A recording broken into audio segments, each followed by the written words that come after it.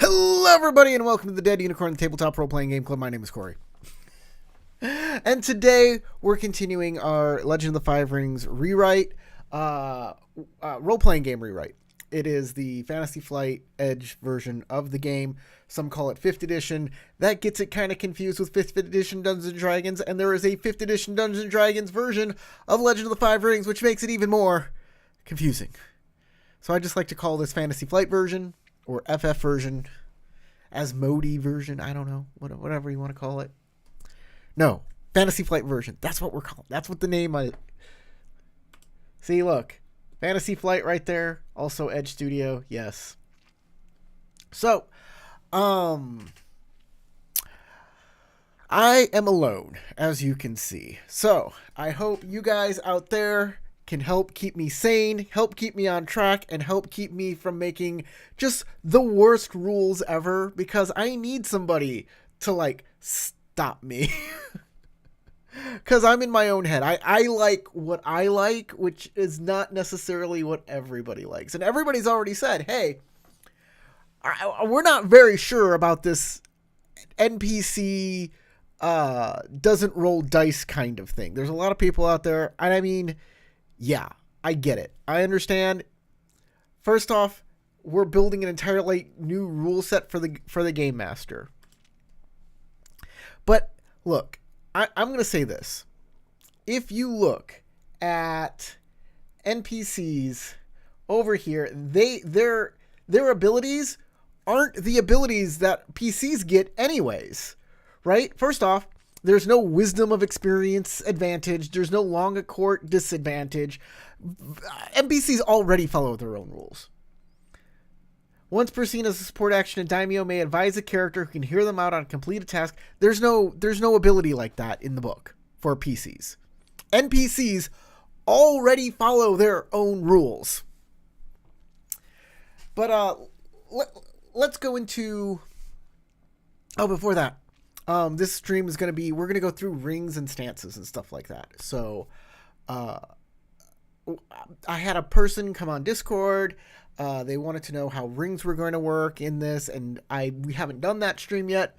So I figured this next stream is a perfect time to do that. So remember, comment, tell me what's on your mind. Join the Discord, join the Patreon. If you join the Patreon, we do have this document right here. Why is this like this? Why is this? Did I do this wrong? Give me 1 second. Let me fix this right up here. Right. And...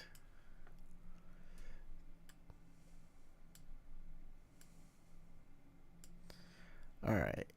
Let's try that. There we go. That looks good. That's how we do it, right? So this is a Google Doc that if you join my Patreon, you can contribute to.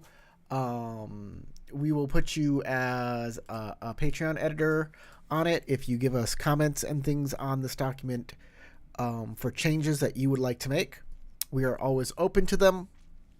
And of course, you can comment on this video or join us on Discord and ask what's going on with the game, why things aren't, I want to know how this makes sense, and I will respond. So, are there any rings and adventures in Rokugan? Not really. No. But we're going to have rings in this version. Definitely 100%.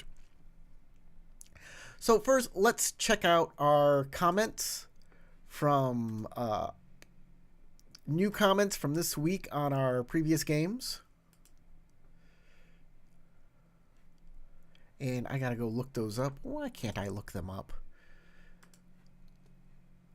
All right, going to my community. And we're going to check them all out starting from 1 week ago.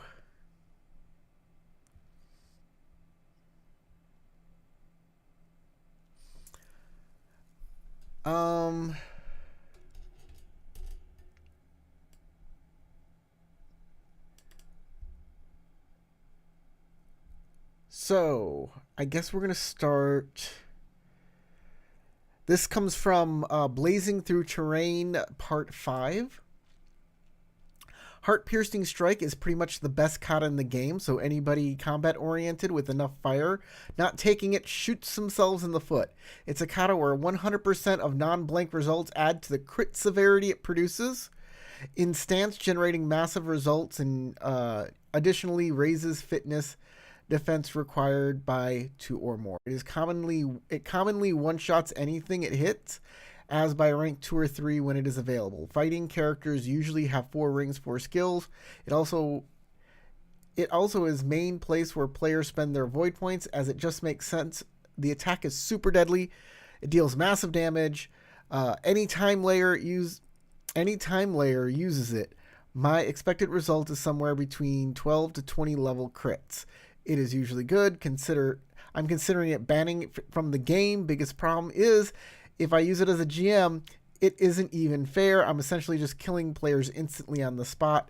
So it's a PC kata, not an NPC kata. Like I said, if you look at NPCs, their abilities in this version just are totally different than the PCs, right? And people are like, well, I guess I don't want this to be like a PC power fantasy or anything. We want this. No. That's exactly what it is. This is exactly like, that's why this thing exists. It's there so PCs can go blam and ram through bad guys. And that is it, I think. I'm gonna, yeah. I think that's it. Wow, just one comment? Come on, guys. You can give me more. But we're going to go to rings. That's what we're doing. Oh. Yeah, my co-host, Tarek's not here. I'm glad you noticed. Said nobody. Yeah, Tarek has a broken tooth. He's in a lot of pain, and he's not looking, I guess he's not looking too good. I didn't see him, but he's a little self-conscious. Doesn't want to be on the stream. We were going to do Shadow Empire tonight, and it doesn't look like that's going to happen because of this. So it's probably not going to happen for another 2 weeks, which is sad. I want to start, I'm good to start Shadow Empire. I'm ready to go. But these things happen. It's just life, you know? You never know life's gonna throw at you. So let's get to rings. And stances. Let's do stances. Stances. Sometimes it's hard to tell what ring you need to use, but others allow you to pick. Ring choice drives action choice. It does. It very much does. But here we kind of need a PC version and an NPC version, because NPCs are static in what we're trying to build here. Now, I want to say this. If you don't like the fact that NPCs are static, you can just use the rules that I'm changing for PCs. Like, you can pick and choose what rules you want to pull out of this and use in your own game. I'm not, like, this isn't a complete thing. And it's easy for you, like, if you're interested in using these and you're like, well, I'm not sold on this part, or I don't think this part needs to be changed. I am not the arbiter of your game, my friend. I am simply like brainstorming ideas and writing them down. That's all I'm doing. Like I said, I have no affiliation with Fantasy Flight Games, with Edge Studios, with Asmodee, anybody or anything that has to do with Legend of the Five Rings. I am not part of. I am simply saying this is what I like to see in the game, and hopefully some people take notice and maybe some of these changes are implemented. Maybe there won't be. Maybe I'm shouting into the wind, but hey, I'm having fun. I hope you're having fun. So let's get to it. So we're going to do PC stances first.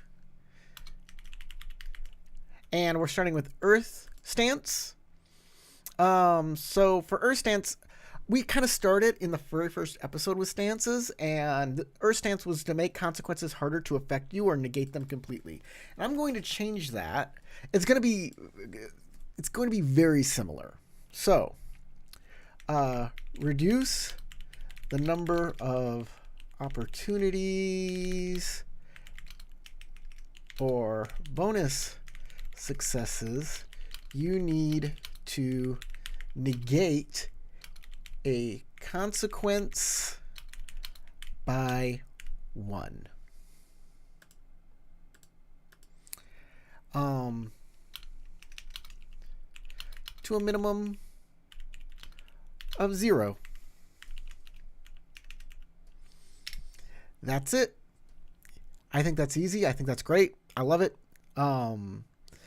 When somebody uses a technique on you and it would give you like dizzy or a critical strike or anything like that, you can just more easily ignore it. Or, hey, if you reduce it to 0, it's automatically ignored. You're good. Then we're going to go to, what did we got? Earth, air, fire, water, and void.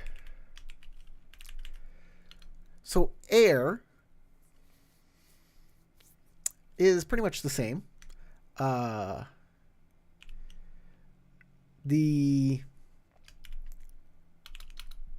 TN to hit a character is increased by 1.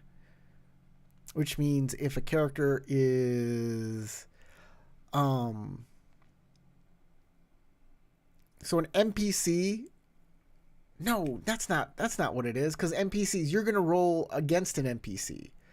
Yes, and make a defense roll. Not a defense roll, but a attack resist roll. That's very important. I gotta talk about that too. So what is this defense roll? Because NPCs aren't going to make any rolls to attack you. They're going to say they're hitting you, and you're going to roll some sort of roll to keep them from hitting you. And that is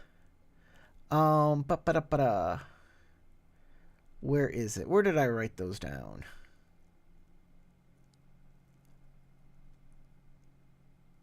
I wrote them down somewhere, I think. Yeah, here it is. So, initiative, if an NPC attacks, a player makes a defense roll. We're going to change the name of this, I think, to an attack resist roll.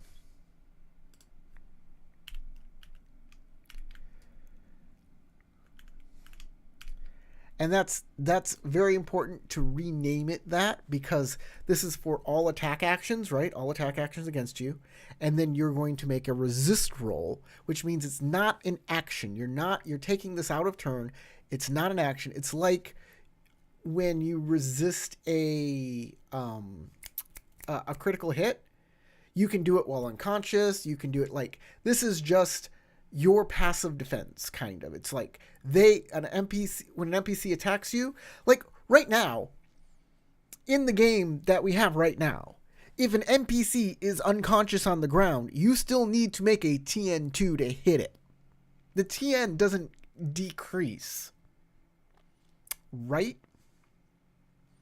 So, this is the same way. This is it. This is exactly the same. Even if you're unconscious, you get to make this roll. It's a resist roll. You're like, well, that doesn't make sense. Aren't I like using my sword to parry and blah, blah, blah? And I'm like, not really. This is all passive defense stuff. When you use your sword or jump out of the way or all of that stuff, that's using fatigue to defend, and that is your defense. How does this make any sense? I don't know. That's how the game works. It's how it's always worked.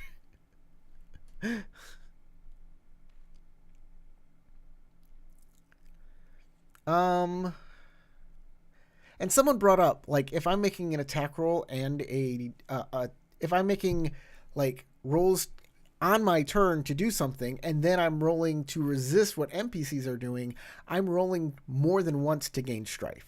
I'm going to gain strife on both sides. And on one hand, I'm like, yeah, that could be a problem. But on the other hand, I'm like, maybe it's not a problem because I constantly, when my NPCs attack, give my PCs strife during those turns. Like, I am using opportunity to give them two strife. I am using techniques that give them strife. So I'm not sure that this is actually a problem, but maybe it is, and maybe you have the solution to it. So I'm ready to hear your ideas on how to do that. But let's get back to stances. For air, I think there's two ways we could do this. I could either give people an automatic success on a attack resist roll, or, and I think I like this better, air, you may re-roll any 2 dice on a resist roll. And that means like a social resist roll, against scheme actions, against attack actions, and even for critical hits. I think that's fine. You may re-roll 2 dice. On fire stance, I think the same. You know, if you succeed at a roll, your kept strife symbols are also bonus successes. I think that's fine. I like that. We're moving on. Water. Water can get complicated, but let's keep it the same for now. You know, you may take a second action if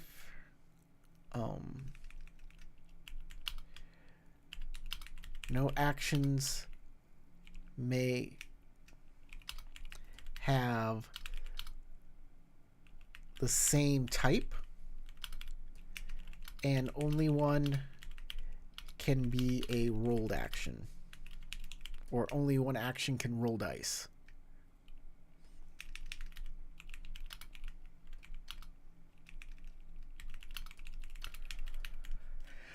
That way you can draw a sword and attack in the same turn, you know, all of that stuff. It's fine. I think it's perfectly fine just how that is. And then void is you don't gain strife on that thing. What's it called? By keeping strife symbols. You can still gain strife in other ways. But NPCs, they're a little different, right? NPC stances. Earth stance.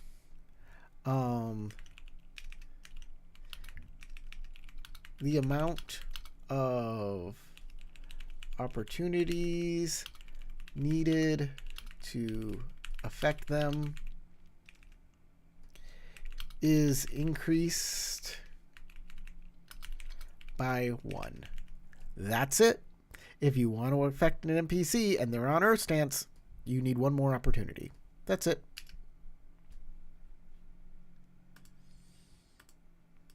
Affect them with an opportunity effect. Yes, with an opportunity effect. That means a standard attack is still going to do exactly what it's going to do.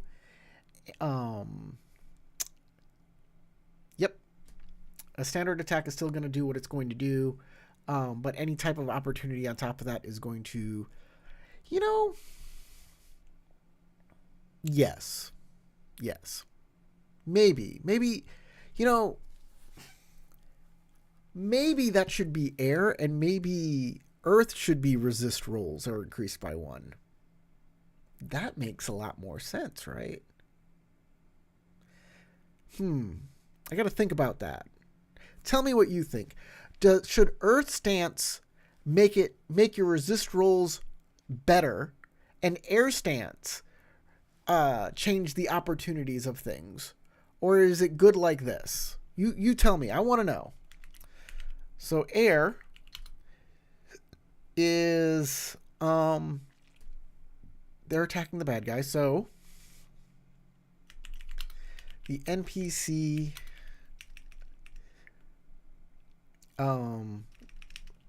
when the NPC is attacked, the attacker must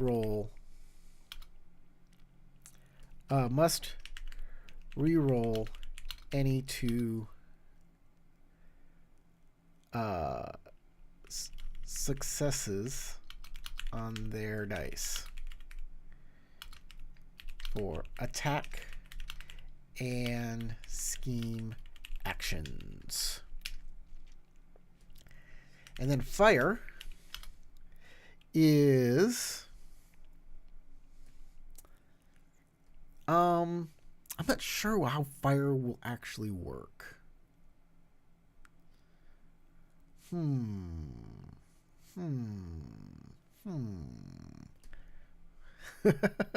Gotta think about that one for a little bit. Water is the same as PCs. Well, I mean, they can't roll dice. NPCs can't roll dice. So an NPC may take 2 actions as long as one doesn't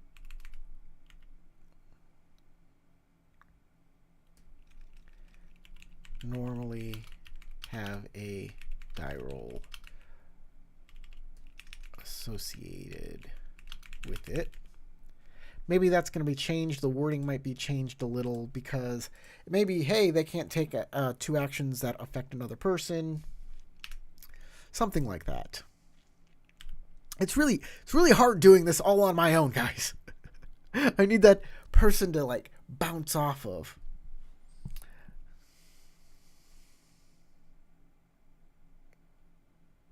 Oh, as long as it doesn't have a cost associated with it.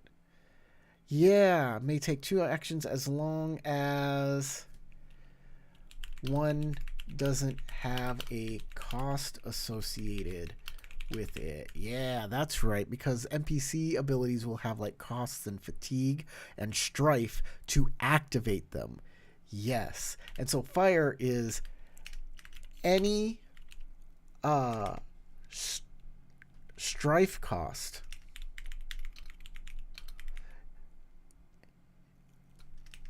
also counts as bonus successes if the yes, that's right, boom, also counts as any strife also counts as bonus successes,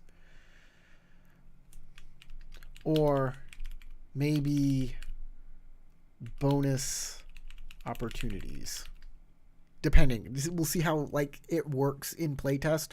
I think one or the other might work. Yeah. Thanks, Bob from accounting. Thanks, Tarek. I'm glad you're here. Even if you're not here on camera, you're in the comments, you're in the chat telling me what I need to do, because I am just adrift here. NPCs may take 2 actions as long as one doesn't have a cost associated, and they are not the same type. Boom. And then void. The NPC cannot may ignore costs that involve strife. I mean, that seems really powerful. That seems powerful. Maybe instead, PCs cannot inflict strife on the NPC. That may be more like, that may be better. That may work better. Because if an NPC can just ignore strife costs on void stance, like if most consequences or techniques are activated by giving a NPC strife, and you can just ignore that as a game master by being on void stance, that might be way too powerful. But if PCs can't inflict strife on an NPC by being in void stance, I think that might work better. Yeah, they're protecting themselves from extra strife. I think that's the way to go. If you guys think I'm making the wrong decision out there, always tell me in the comments. Let me know what's going on. So these are my stances. This is what I feel is the best for these. I hope they'll work fine. Like I said, NPCs following different rules in PCs, I mean, it can be a lot of work for me. But like I said, you can just pick and choose what you kind of want here. So let's say you're not using this sort of system where NPCs don't roll, and you can just say Earth Stance, instead of reducing the amount of consequences by 1, increases the amount of opportunity NPC needs to affect them by 1. So that will include like critical strikes or whatever other opportunities they want to use to give them like status effects. Because Earth right now, for me, just negating all critical strikes and negating all status effects is super de-duper powerful. It's one of the most powerful stances. It's just like, I'm on Earth Stance, you can't use your opportunity now. And then the players are just looking at all their opportunity dice like, I guess I'm done. I guess. And that doesn't feel great. And I want mainly I want the game to feel good when you play it. I want everybody to have fun. I want people, when they see their dice, to be excited about the things they're spending their dice on, and not just completely just shut down a player when they're trying to do something. But instead say, oh yeah, there's a penalty, or that makes it a little harder. People can see that as a challenge, something to overcome, a hump to get over. Whereas if you just say it doesn't work anymore, Superman's invulnerable except to kryptonite and magic, and if you don't got kryptonite and magic, Superman just beats you up, is bad. And that's why they got rid of that for Superman. And if you don't believe me, read any Silver Age Superman. They will say Superman is only vulnerable to magic and kryptonite, and if it's not magic and kryptonite, he's just, nothing can stop him. And in the 80s, they got rid of that because it was just so stupid. It was the stupidest thing ever. Woo.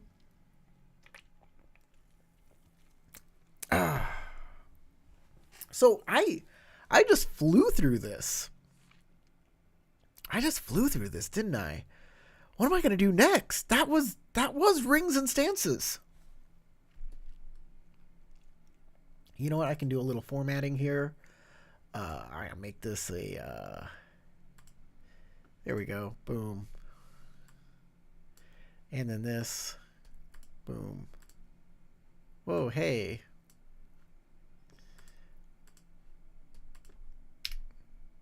That's no good. Come on.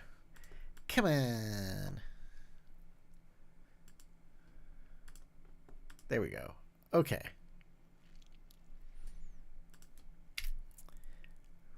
And I think this can be like that.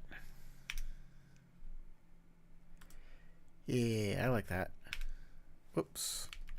Well, I guess that has to be like that. I'm not good at formatting. So that is kind of it. Let me check out what we got here. Because last week we were doing terrains, I believe. And I don't know if we went through all of the terrains. Maybe we can go back to terrains and see if we're missing any here. Terrains. We got to defiled. So I think I can do some more terrains here. We only got to defiled? Well, I guess there's a lot more terrains for us to do. Entangling. Entangling terrain is ground that seriously hampers the mobility of anybody in it. This is mundane terrain found in most regions. While within entangling terrain, the character increases the TN of all their checks to move and for movement actions by 2. Increases the TN of all their checks to move and for movement actions by 2. Yeah. Sure. I believe this changed with grid-based stuff. So, difficult squares. Entering a square occupied by an enemy counts as moving one additional square up to a total of 3 if the character is also moving diagonally. And yeah, that's what we considered entangling terrain when moving on a board instead of movement actions, the increase TNs of all their checks to move. Because, look, if you're within entangling terrain, you can just say, I increased, I have to increase all my TNs by 2. But what if you're outside entangling terrain and then you move into it? Well, you don't get the penalty then because you have to start there to get the penalty. This just doesn't make any sense. Really, entangling terrain should slow a person down, I guess. But how do you do that with like a movement check? I don't know. Let me think about this for a second.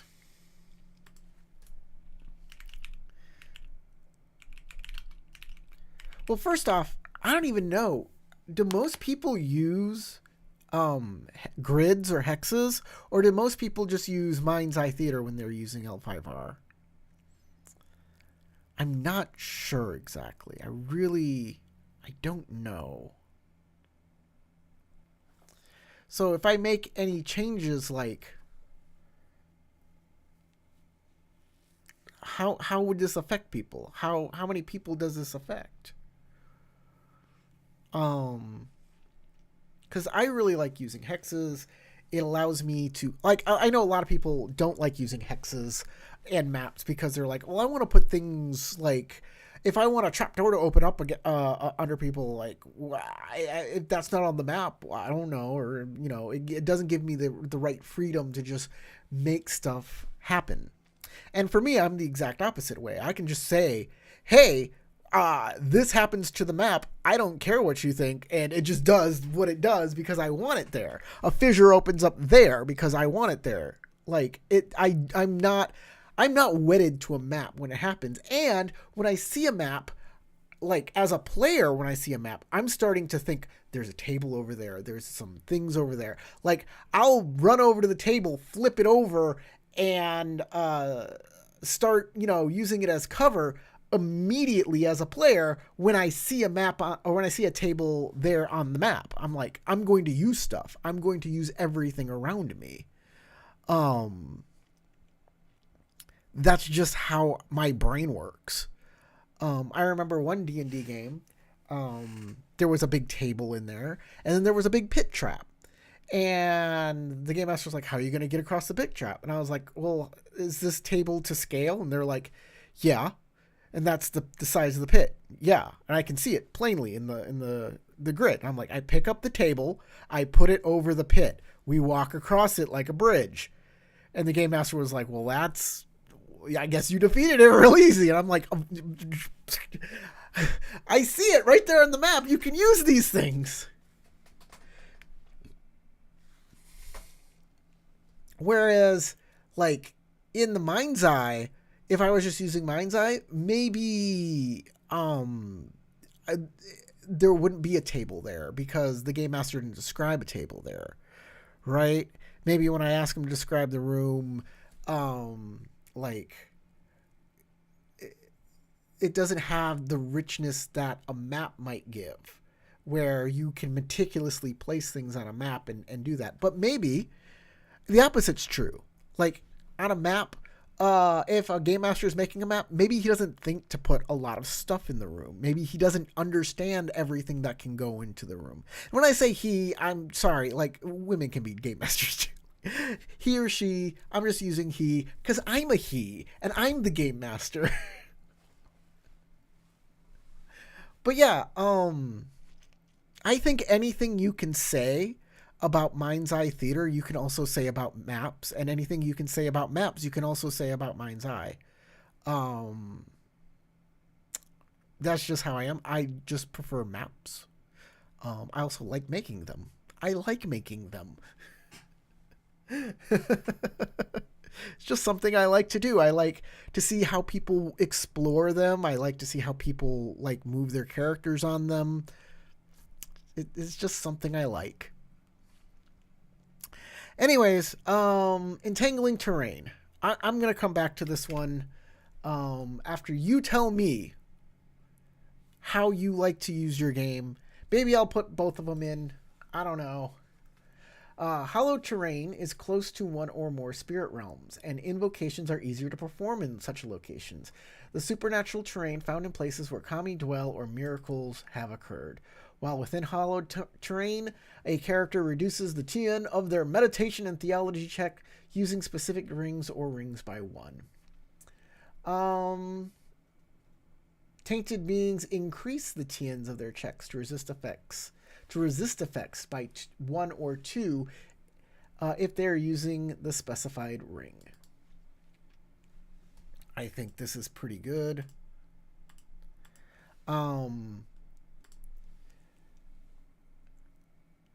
Yeah.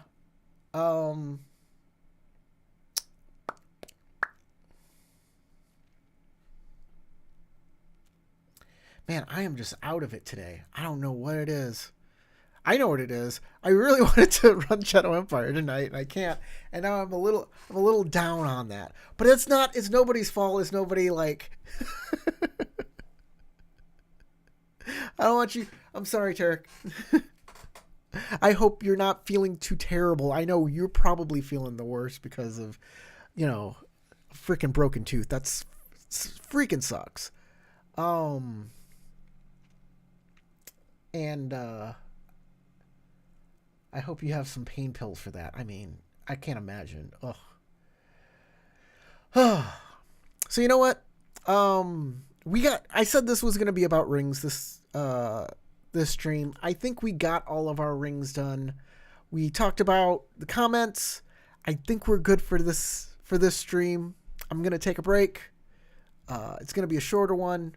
I hope that's okay with all of you. And I think we'll be done with this stream for now. So join us next week. We'll do something. We'll continue with our rewrite, and we'll do something a little. I don't know what we'll do next week. We'll figure that out. Other than rewrite this game. And that's it. So go roll some dice. We'll see you next time.